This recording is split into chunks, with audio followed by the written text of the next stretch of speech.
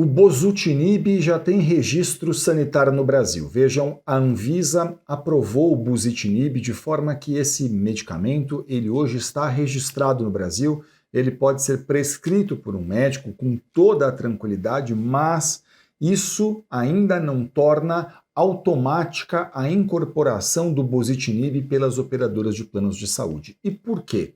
Porque vejam o que acontece na prática. A ANS, a Agência Nacional de Saúde Suplementar, ela entende que por ser um medicamento oral, ela, a ANS, deve determinar a incorporação do tratamento. E a gente não sabe se ela o fará ou quando a ANS o fará. E aí?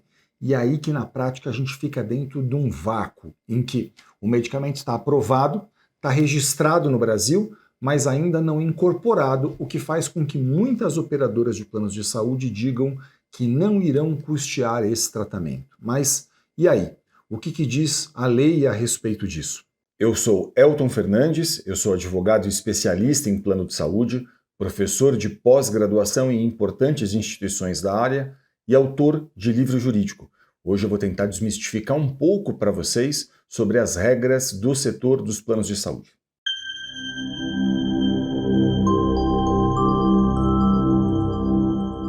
Embora seja um medicamento bastante importante, esse medicamento não consta dentro do rol de procedimentos da ANS. O que é isso?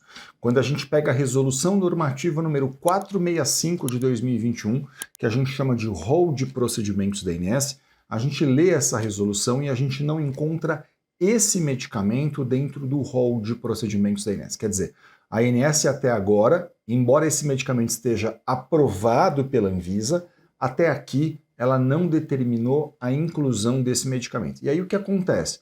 Acontece que as operadoras de planos de saúde, muitas das vezes, elas se baseiam exclusivamente no rol e olhando para esse rol e vendo que esse medicamento não consta lá dentro, elas recusam o fornecimento. Elas simplesmente dizem assim, eu só vou cobrir e só vou custear o que está na regra da ANS.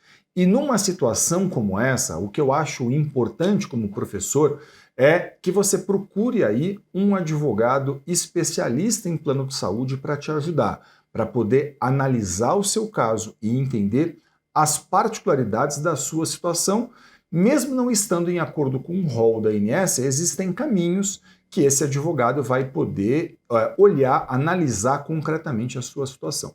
Por que eu acho importante que você faça isso? É porque, veja, a lei dos planos de saúde atualmente, a lei 9656 de 98, ela diz que mesmo não estando, se um procedimento ou um tratamento não está em acordo com o rol de procedimentos da ANS, mas está em acordo com a ciência, a operadora de plano de saúde deverá custear o tratamento. Veja, a lei chega a usar essa expressão, deverá, ok? Essa não é uma expressão que eu estou aqui utilizando sem que eu tenha pego ela de dentro da regra. Então, notem o seguinte, mesmo fora dessas condições estabelecidas pela ANS, mesmo que um tratamento, um procedimento não esteja exatamente em acordo com o rol de procedimentos da ANS, a lei ela está fazendo uma expressa menção de que, se não estiver no rol, mas estiver em acordo com a ciência, a operadora de plano de saúde deve fazer a autorização disso.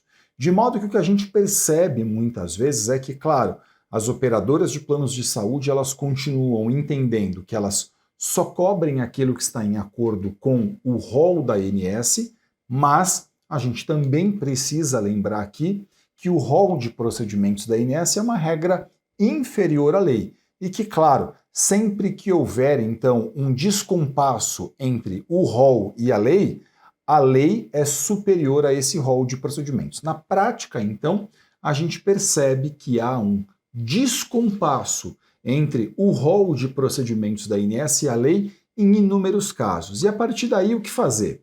Nessa situação, um advogado especialista em plano de saúde vai poder analisar o seu caso e ele vai poder, então, a partir dessa análise, entender o seguinte: se está em acordo com a regra da ANS, ele pode, ele mesmo, inclusive, ajudar você a formalizar a reclamação dentro da ANS. Essa é uma prerrogativa que o advogado tem, que esse profissional possui. E aí, claro, se não estiver em acordo com a regra da INSS, ele vai ter que entender o caso, analisar se é, por exemplo, a situação de mover eventualmente uma ação judicial contra esse plano de saúde, a fim de buscar no Poder Judiciário a cobertura desse tipo de tratamento. Okay? Então, essa é uma possibilidade que o advogado possui. E claro, você deve estar perguntando, mas será que se eu tiver, por exemplo, que mover uma ação, como é que isso funciona? Né? Como é que seria isso na prática? Isso não vai levar muito tempo? Deixa eu explicar um pouquinho para vocês essa questão. Olha, a ação judicial é um procedimento. Esse procedimento, por exemplo, ele pode ser feito com um pedido de liminar. O que é um pedido de liminar? Né? Um pedido de liminar é um requerimento que você faz a um juiz pedindo que ele determine desde logo, desde o começo do processo, o fornecimento do tratamento que aquela pessoa precisa. Então, por exemplo, se você demonstra para um juiz que existe um direito e uma urgência, o que o juiz pode fazer? Ele pode determinar desde logo o fornecimento daquilo que você está fazendo o pedido. Então, ele olha para o caso, ele sabe que um processo vai ser longo, e bem porque o juiz sabe que um processo vai ser longo, muitas vezes ele vai poder dizer o quê? Olha, estou entendendo que nesse caso, esse beneficiário aqui ele não pode esperar o final do processo para poder usufruir desse direito. Então, entendendo que existe direito e que existe urgência, ele pode, então, determinar essa liminar. Ele pode conceder essa ordem liminar a fim de que a pessoa possa usufruir desse direito logo no começo do processo. Ele pode fazer isso a qualquer momento, né, a qualquer momento da ação judicial, mas é mais comum, por exemplo, que haja essa análise desde logo, desde o começo, a fim de que, demonstrando que existe direito, demonstrando que existe urgência, que seu caso está em acordo com a lei, que o relatório médico faz a indicação clara de que há uma urgência, de que o caso está em acordo com a ciência, por exemplo, ele possa então fazer a determinação disso. E note, esse processo hoje em todo o Brasil é inteiramente eletrônico. Então assim, do Oiapoque ao Chuí, não importa onde você esteja, um processo judicial é inteiramente eletrônico. Imagina que você mora na cidade de São Paulo e você vai conversar com um advogado de São Paulo. Esse profissional vai mover uma ação judicial eletrônica. Hoje existem até audiências que são feitas de forma eletrônica, embora nesses processos especificamente que envolvem plano de saúde, é incomum que haja a necessidade de uma audiência. Pode haver a necessidade de outras questões, outras provas dentro do processo, mas audiência, participação de audiência, não. Em geral, isso não é feito, mas, claro, é sempre muito importante que você converse com um profissional especialista em plano de saúde, a fim de que esse profissional possa analisar as particularidades do seu caso, entender se cabe ou não, qual o caminho vai percorrer, se entender que cabe, e esse profissional vai poder orientar você em acordo com as especificidades do seu caso. Você vai poder dizer para mim eventualmente, mas eu não conheço ninguém que seja especialista nisso. Deixa eu falar uma coisa para vocês.